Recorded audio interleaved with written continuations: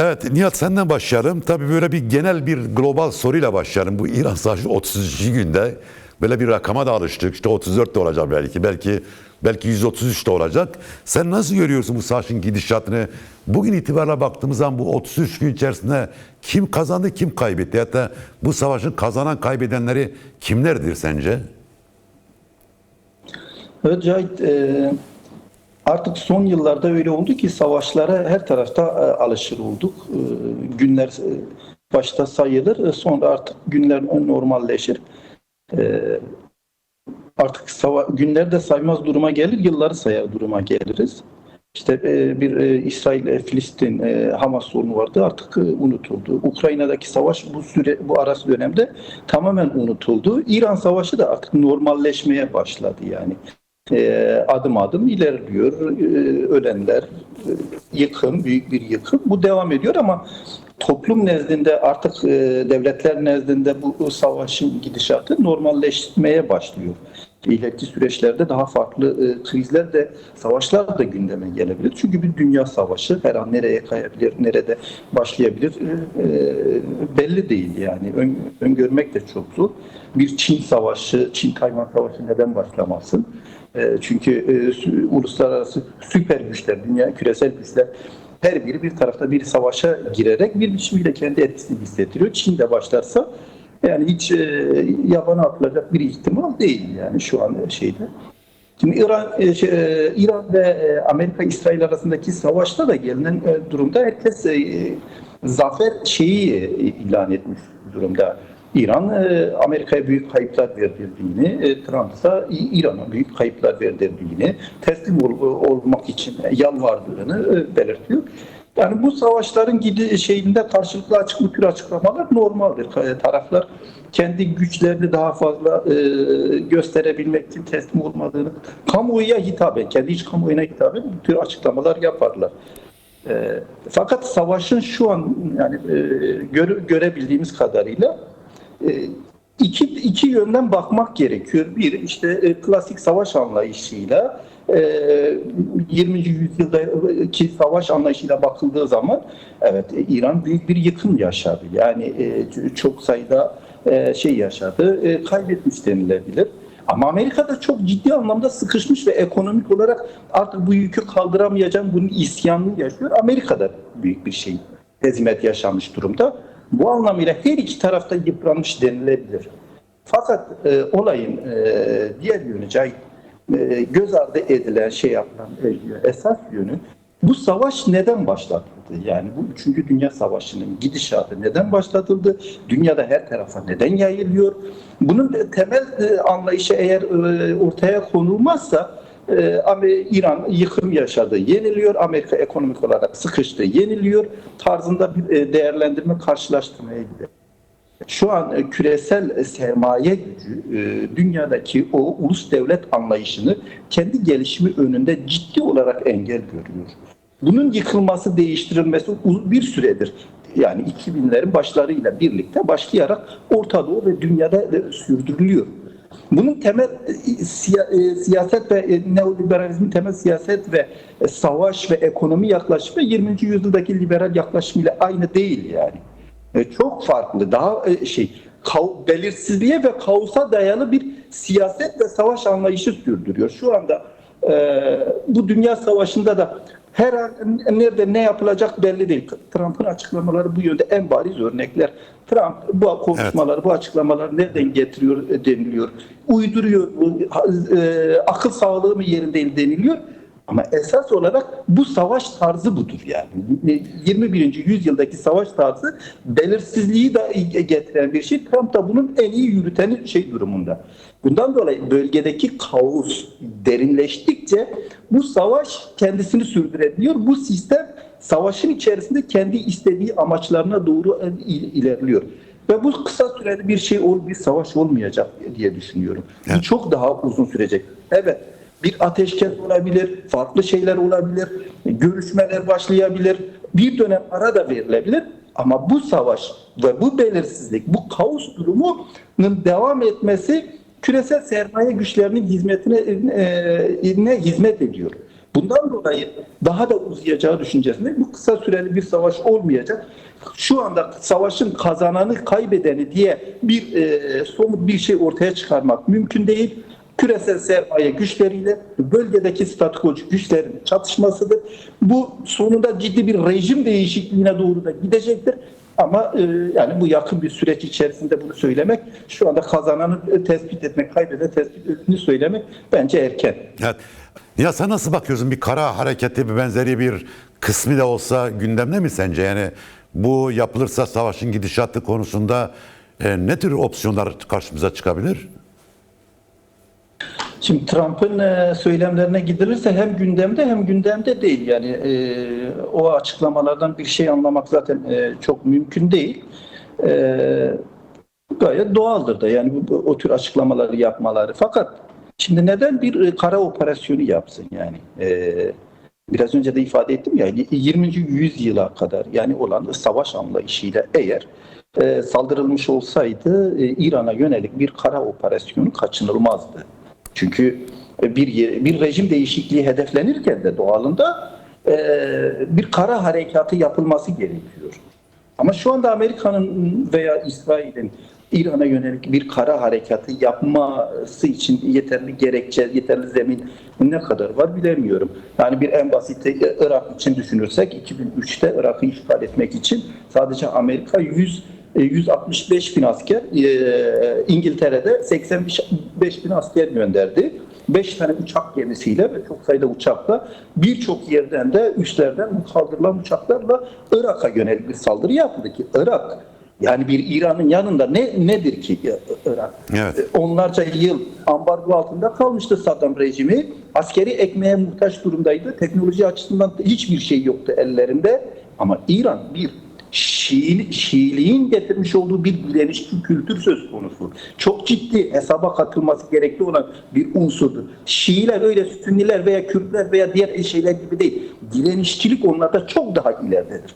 Yani amiyane deyimle ifade etmek gerekirse ibadetlerine bile bakılınca zincirlerle kendini bulan bir toplumun direnişinden biraz hesaba katmak gerekiyor. Yani bir kara harekatı yapılırken burayı Irak veya diğer Sünni şeyler gibi hesaplayamazsın yani. Evet. İyilik daha direngendir. Bunu bir hesaplamaları gerekiyor. Öbür taraftan yani Amerika o bölgeye asker soksa bile daha çok hedef haline gelecek. Şu an Ahmet Eldan da ifade ettiği gibi yani teknoloji savaşıdır. Yani bu teknoloji savaşında askerler çok fazla öne çıkmıyor. İran'da da çıkmıyor. Amerika, İsrail'de de çıkmıyor. Teknolojiyle birbirlerini vurup kırıyorlar. Amerika kendi güçlerini hedef haline getirmez kolay kolay. İsterse Harkadas'ı, isterse Hürmüz'ün karşı tarafına. Kısmi de olsa bu Amerika'yı daha fazla kayıplar yaşanmasına neden olacak bir durumdur. Bu genel askeri açıdan böyle. Bir de şunu ifade etmek gerekiyor. Bu savaşta yani ABD'nin de İsrail'in de temsil ettiği küresel sermaye güçlerinin temel amacı bir yeri işgal etme, orayı sömürge haline getirme değil yani. Şu ana kadar da bu yapılmadı. Yani Arap Baharı'yla başlayan süreçte genelde içeriden hareketlenmeler yaratılarak gerçekleştirildi. Bölgeyi daha fazla rejim değişiklikleri o şekilde yaptılar. Gidip işgal etme gibi bir şey yok. Öbür taraftan bu savaşın temel amacı dikkat edersek Amerika, İsrail, herkes elindeki bütün silahları pazara döktü. Herkes şu anda silahlarını gösterime çıkarmış. Demir kubbeden tutalım bilmiyorum ne füzelerine kadar birçok şey denildi. F-35'lerden birçok uçak çeşidine kadar ellerindeki son teknolojileri görücüye çıkarıyorlar bu savaş sayesinde. Şu an ciddi anlamda bir silah pazarı oluşturulmuş. Dünyaya bunlar pazarlanıyor. Dünyaya bunlar satılmaya çalışılıyor. Savaş fuarı gibi. Savaş fuarı gibi yani. Zaten evet fuar haline getirilmiş. Zaten yani bu dönemde de hiç kimse araba satarak zengin olmuyor ki. Herkes silah satarak zengin oluyor. Artık o eski dönemin araba satayım, bilmiyorum ne satayım da zengin olalım, zengin bir devlet olalım bu geçti. Devletler düzeyinde de dönem silah ve teknoloji satarak zengin hale getirme, daha fazla üstün hale gelme şey. Şu an teknolojisi üstün olan, silahı üstün olan daha fazla görücüye çıkmış bu fuarda kendini gösteriyor. Bir kara harekatı yaparak Amerika'nın da kendini çok ciddi riske atacağını düşünmüyorum. Ona ihtiyaçlarında olduğunu sanmıyorum yani. Evet. Ha, şimdi Nihat, o zaman sana sorayım, çünkü yani İran savaşı Suriye ve Rojava nasıl etkiliyor? Çünkü daha başındayız, işin başındayız. Belki az önce Ahmet Bey dedi ki işte Hizbullah'a karşı savaşacaktı, Haçlı Şabi'ye karşı savaşacaktı.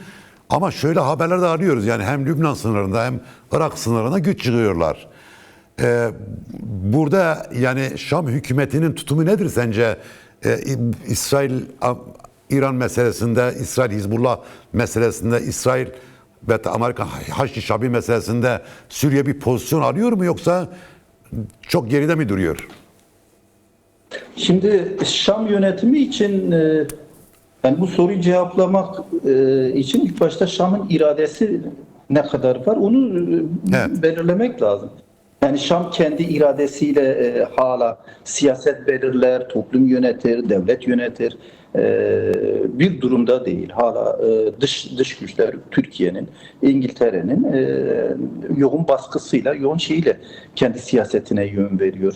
Böylesi bir durum söz. Bunun Şam'ın tutumunu bunların tutumundan bağımsız ayrı ele almak zaten mümkün değil yani. Onun için sen biraz önce de sordun Ahmet Pelde'ye. Yani dünya çapı, Amerika'nın İran'a saldırısı şu anda dünyada kabul görmüş bir saldırı değil. Yani ciddi tepkiler topluyor. Bunu İngiltere'de tepki gösteriyor, Fransa'da, Almanya'da herkes tepki. Çünkü uluslararası hukuku, değerlerin hepsini ayaklar altına alarak bir saldırı gerçekleştirildi. İçeride şu anda diyor ya, Almanya niye destek vermiyor, İngiltere vermiyor, böyle Körfez ülkeleri vermiyor, petrol akmıyor, onlar destek veriyor. Ama saldırı başlanırken zaten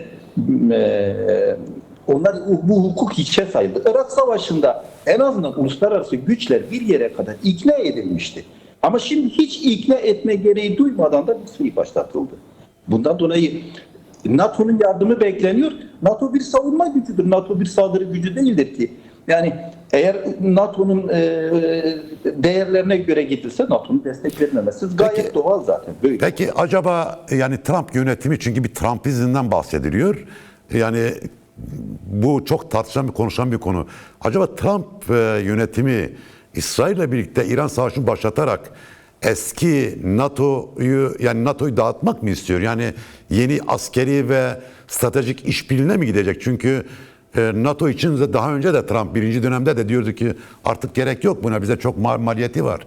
Biz bundan bıktık, Avrupa'yı savunmak zorunda değiliz. Yani burada bir eski dostlar arasında bir kopuş mu yaşanıyor ve de bu savaş bunun nedeni mi acaba? Evet, oraya gelmek istiyorum işte. NATO zaten ömrünü çoktandır tamamlamış. Yani Sovyetler Birliği'nin dağılmasıyla birlikte NATO kendi amacına ulaştı, amacından çıktı artık. Ondan sonraki süreçte zorla sürdürülmeye çalışılan bir ittifak oldu. Çünkü Varşova Paktı'na karşı yapılmış bir askeri anlaşma, ortaklıktı. Varşova dağılınca o da otomatikmen şeyi kalmadı, varlık gerekçesi kalmadı. Öbür yandan şimdi İngiltere sorunu. İngiltere 20. yüzyılın sonlarına kadar da dünyadaki yani son sözü söyleyen güçtü yani. Çünkü güneş batmayan bir imparatorluktu. Evet, Amerika askeri güç olarak dünyada yayılmaya başlamış, etki sahası artmıştı 2. Dünya Savaşı'ndan sonra. Ama yine İngiltere'nin son sözü her zaman son sözü İngiltere söyler. Ama şu an mevcut durumda İngiltere, Avrupa Birliği gibi bu güçler yavaş yavaş bu sistemin dışına itilmeye başlanıyor. Çünkü yaşanan 3. Dünya Savaşı ile birlikte yaşanan 20. yüzyıldaki o liberal anlayıştan kalma ulus devlet anlayışı, o ittifaklar, o şekilde ilişki tarzı askeri ve siyasetin her anlamıyla aşıldığı bir dönemdir şu anda. Onun ittifakları, onun ilişkileri de yavaş yavaş dağılmak zorunda ki dağılıyor. Amerika ve İsrail ilişkisi bunu daha fazla öne çıkarıyor. Şu an Suriye'ye gelelim çok fazla uzatmadan. İngiltere ve Türkiye Suriye'de hala ulus devlet anlayışını, hala 20. yüzyıldan kalma siyaset anlayışının sürdürülmesini istiyor. Bundan dolayı Suriye'deki rejim de bir taraftan Amerika ile ilişkiler, Diğer taraftan gizliden de olsa İsrail ile Bakü'de sürdürdükleri görüşmelerde belli bir değişimi sinyalleri verseler de İngiltere ve Türkiye'nin hakimiyetinden kurtulamıyorlar. Bundan dolayı kendilerini bu savaş içerisinde açıkta bir taraf haline, bir şey haline dönüştüremiyorlar. Evet, Hizbullah'a söyleniyor, Hizbullah'a karşı biz savaşırız diye söz veriliyor ama öbür taraftan Türkiye'nin İran'a yönelik ciddi bir desteği söz konusu. Bu tür bir durumda Türkiye, İran'ın zayıflamasını istemiyor zaten. Ulus devletlerin yıkılmasını istemiyor. Bu da Şam yönetimi ciddi anlamda bir ikilemin içerisine sokmuş. Şu anda bir bekleme modunda. İngiltere'deki... Peki bir şey daha yanıtlamak istiyorum da yani 30 Ocak'ta 29 Ocak'taki bu mutabakatı nasıl etkiliyor? Bu süreci nasıl etkiliyor bu İran Savaşı? Yani bir duragan, bir ara dönem mi yarattı? Yoksa hızlandıran bir faktör mü burada? Şimdi burada Suriye'de yürüyen entegrasyon süreci de tıpkı Türkiye'deki entegrasyon süreciyle benzer. Var ile yok arasında gidiyor yani. Tamamen reddedilmiyor ama hızlı adım da atılmıyor. Geçmişte Kasede'nin adım atmadığı söylenirdi ama şu an Şam yönetimi adım atma durumu atmıyor. Yani Kasede'nin entegrasyonu denildi. İşte 3 Tugay oluşturuldu. Kobane'de ve diğer yerlerde. Petrol bölgeleri teslim edildi. Petrol bölgelerine direkt yenim alındı. Meylandaki yerler. O sınır kapılarının kontrolünü aldılar. Havalimanı, Kamışlı Havalimanı'nı aldılar. Ama ötesi gelmiyor. Çünkü toplumun da entegre olması gerekiyor. Şu an nüfus dairesi en acil ihtiyaçlardan biri, nüfus dairesi gelmiyor. Tapu, insanların yıllardır süren bir tapu sorunu var. Tapu dairesi şeyleri gelmiyor. Eğitime dair tamam siz eğitiminizi görün. Kürtçe eğitim de görebilirsiniz. Ama nasıl bir eğitim şeyi olacak bu konuda ciddi bir adım atılmıyor. İlk başta Kasede ve petrol bölgeleri bu şeylerle el konuldu. Bunlar değişik entegrasyon altında değişim yapıldı. Ama topluma yayılan diğer kısımlarda bir duraksama yaşanıyor. Bu süreç biraz daha ağır bir şekilde devam ediyor ki bu da Türkiye'deki süreçle paralel olarak biraz daha İran'da yaşanan gelişmelere göre hız kazanıp yavaşlama veya temposu ona göre belirlenecek. Nihat tabii şuradan devam edelim. Şimdi Şara, Berlin ve Londra'ya geldi. Senin bulunduğun ya da Rojava bu gezilere nasıl bakıyor? Yani Şara'nın bu artık imaj çalışmasına öteye geçen bir takım geziler bence. Çünkü sadece bir imaj çalışması değil artık onu geçtik yani.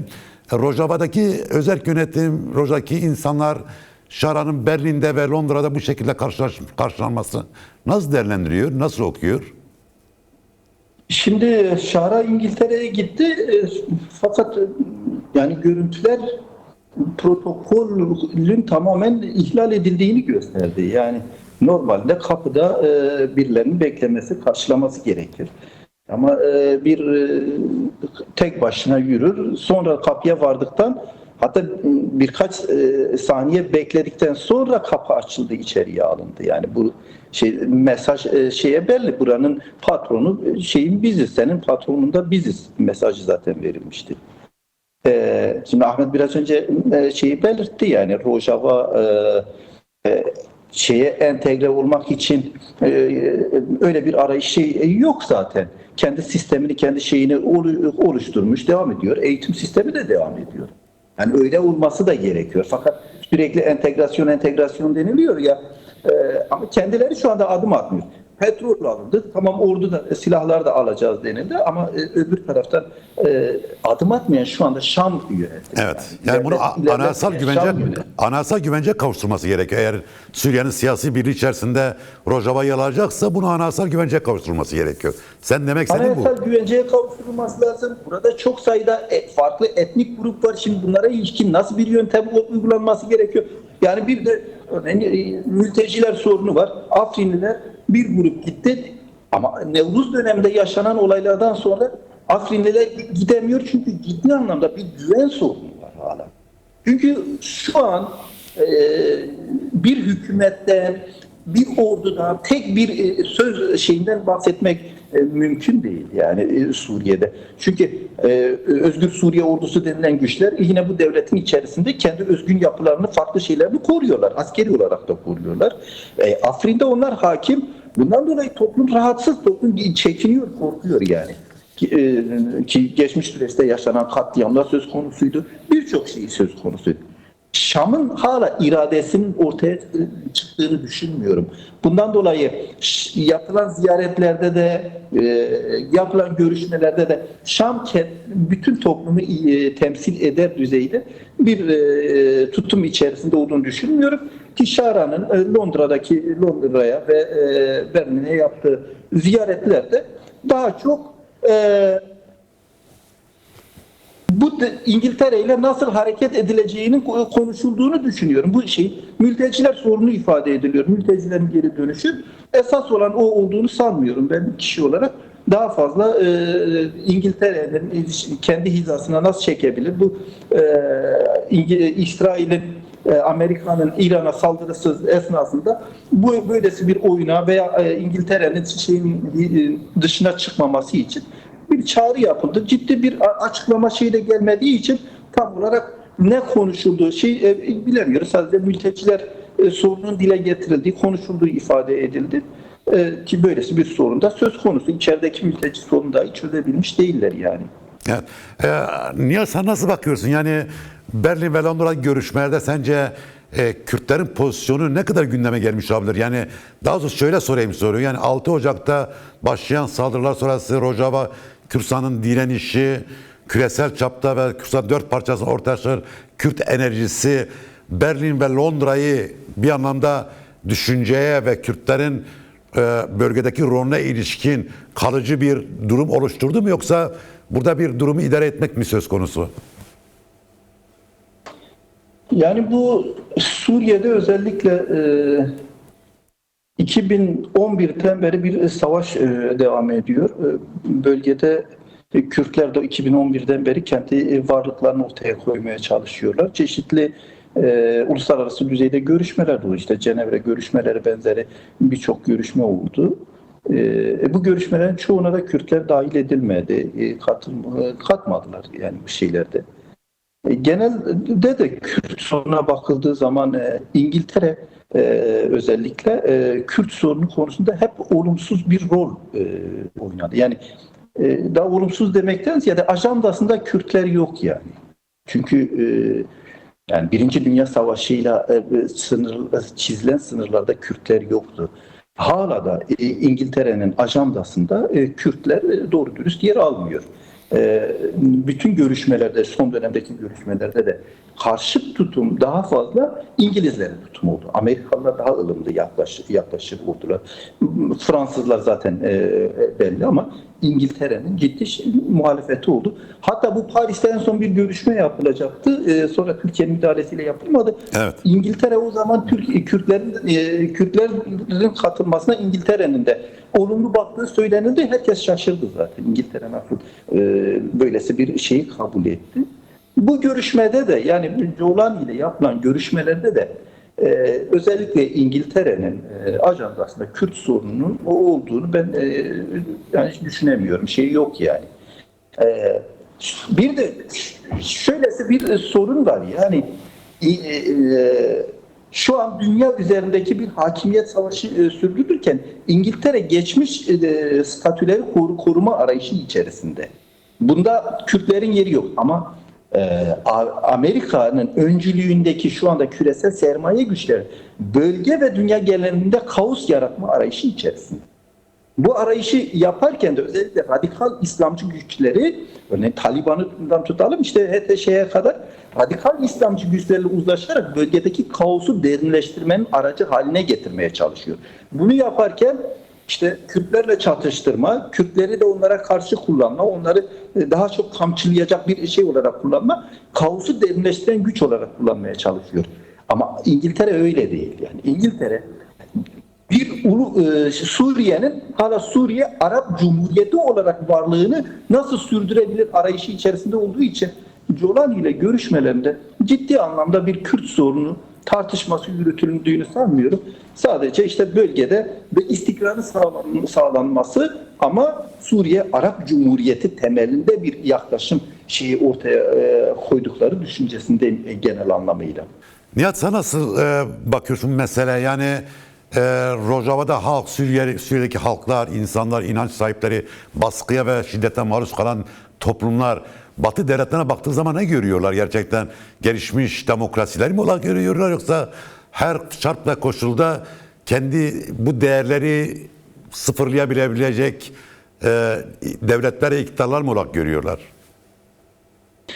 Ya bu son süreç özellikle Orta Doğu'da özellikle de Kürtler ve bölgede bu savaşın şeylerini derinden yaşayan insanlar özellikle Batı'ya yönelik, Batı'nın değerlerine yönelik ciddi bir hayal kırıklığı yaşadılar. Yani bunu artık gizlemiyorlar. Bunu birçok yerde de doğrudan mağdur durumuna düştüler. Yani.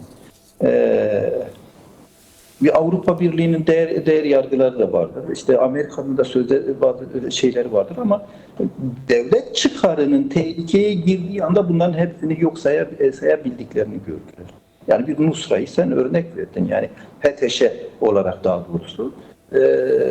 20 milyon dolara yakın başına konulan bir insan bir anda listeden çıkarıldı ve Beyaz Saray'a Birleşmiş Milletler'e taşındı. Hatta Beyaz Saray'a da götürüldü. Yani her tarafa götürüldü. Ve bütün Avrupa'da bunu listeden çıkardı. Ama diğer taraftan bakıyoruz, birçok gazeteci hala Avrupa Birliği'nin terör örgütleri şeyinde, Avrupa Birliği'nin Türkiye'nin terör örgütleri listesinde yer alıyor ve bunlara sahip çıkılıp bunlara yapılmıyor. Birçok gazeteci, birçok şey. PKK de diğer tarafta benzer bir durum. Türkiye ile yaşanan bir çatışma söz konusuydu. Son dönemde kendini feste etti PKK. Ama buna rağmen hala Avrupa'nın terör örgütleri listesinde ki Avrupa'ya yönelik tek bir eylemi dahi doğru dürüst olmamış. Ki bir şey gibi değil yani El-Kaide İkiz Kuleleri yıktı. 5000 tane Amerikalı'yı öldürdü. Amerika oradan listeden çıkardı. O çıkarınca Avrupa Birliği çıkardı. PKK'nın böyle bir eylemselliği de olmamasına rağmen listede hala bekletiliyor. Çünkü Türkiye ile ilişkiler. Şimdi devletler arası ilişkiler, devletlerin çıkarı söz konusu olduğunda herkes artık şundan emin ki değerler inkar edilebilir, değerler yok sayılabilir, ayaklar altına alınabilir. Hiç önemli değil değerler. O göklere çıkarılan değerler. Bunu o bölge ciddi anlamda yaşadı yani. Bundan dolayı Amerika'nın demokrasi anlayışına da Avrupa Birliği'nin insan hakları sözleşmelerine şeylerine de ciddi anlamda bir kırılma yaşandığını belirtmek mümkün. Eskisi kadar geçmişte daha fazla bir güven söz konusuydu. Fakat bunu Cahit tekrardan belirtmek lazım. Yani bu daha da gün geçtikçe daha fazla da derinleşecek. Çünkü herkes kendi çıkarlarına göre, kendi devlet çıkarına, ulus çıkarı da değil, devlet çıkarına göre ittifak belirliyor. Çelişkileri, çatışmalar da ona göre belirliyor. Buna hizmet etmeyen olduğu zaman sırt dönüp yok sayılabiliyor. Bunun işte Suriye'de, Afganistan'da en bariz örnekleriydi ama diğer yerlerde de daha somut, daha görünecek örneklerdir. Bundan dolayı ciddi bir güven kaldığını düşünmüyorum ben. Ki insanlar da genelde artık eskisi gibi bakmıyor. Amerikalılara da ki dikkat edersen 2019'da Amerikalılar geri çekilirken Suriye'de halk sokaklara döküldü, çekilmesin dedi. Bu sefer giderlerken kimse tek haberi bile olmadı, gittiler. Ve hiç kimse umursamadı. Gitti dönerlerken de kimse umursamadı.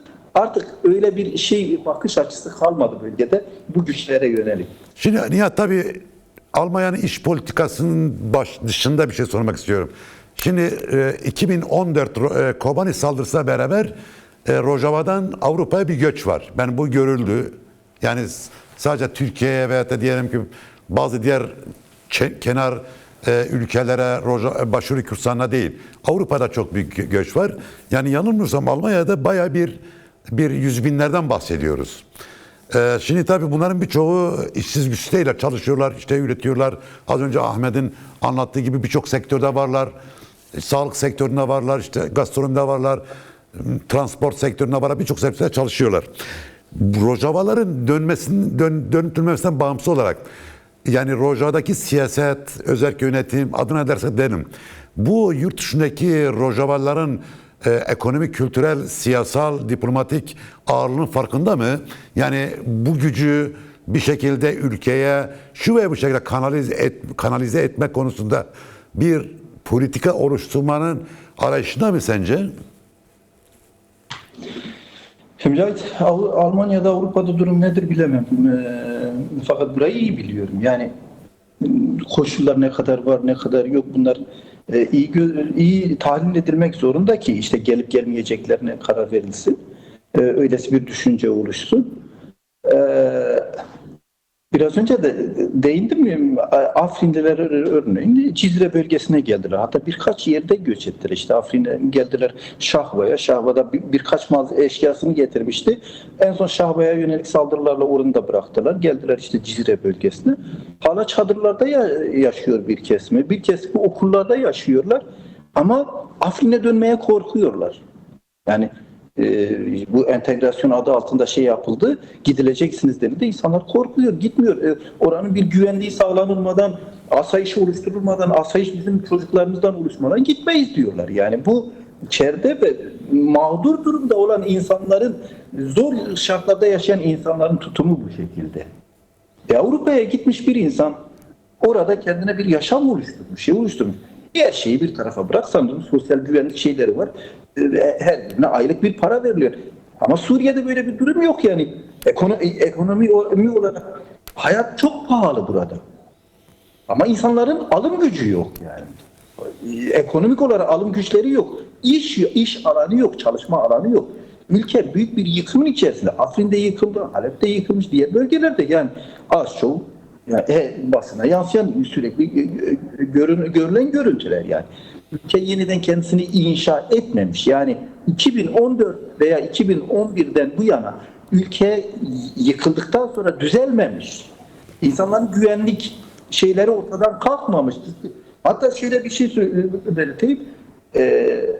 Yani Suriye seküler bir yerdir. Yani Baas rejimi de olabilir ama seküler de. Yerine gelen radikal İslamcı kesimler şu an Suriye'de içki satımını yasakladılar. Sigara içmeyi yasakladılar. Bu insanların inançlarına ve şeylerine yönelik baskıların artacağının bir işareti, bir göstergesi. Avrupa'ya gitmiş bir insan bu kadar yasakların olduğu, İslami kuralların daha fazla hakim olduğu bir ortama öyle hemen atlayıp da gelmez yani. Ben o düşüncede değilim. Çünkü insanların güvenliğini sağlayacak koşullarda bir değişim yok. Ekonomik ciddi anlamda bir sıkıntı durumda. Bunlar giderilmeden de bu tartışmalar için çok erken diye düşünüyorum. Sadece ne olabilir? Belki orada nitelikli olmayan, vasıfsız kesimler vardır. Bunlar sınır dışı edilebilir. Diğer ki bunlar gelmek de isteyebilir. Çünkü ciddi anlamda orada da uyum sorunları olanlar vardır. Bunlar gelebilir. Ötesinde ciddi bir gelişim olacağını düşünmüyorum. Çünkü hala koşullar buna uygun değil yani. Bir cümlede ben söyleyeyim. Aslında kişisel olarak şöyle de düşünüyorum. Yani Rojava özerk bölgesi açısından gelecekte şu anda diasporada, Avrupa'da olan Rojavalıların büyük bir rol olacak. Eğer bu hesaplanabilirse, onların ekonomik, kültürel, taşıyıcı rolü hesaplanabilirse çok büyük katkısı olabilir diye düşünüyorum. Yani ülkesine geri dönmeyebilir ama buradaki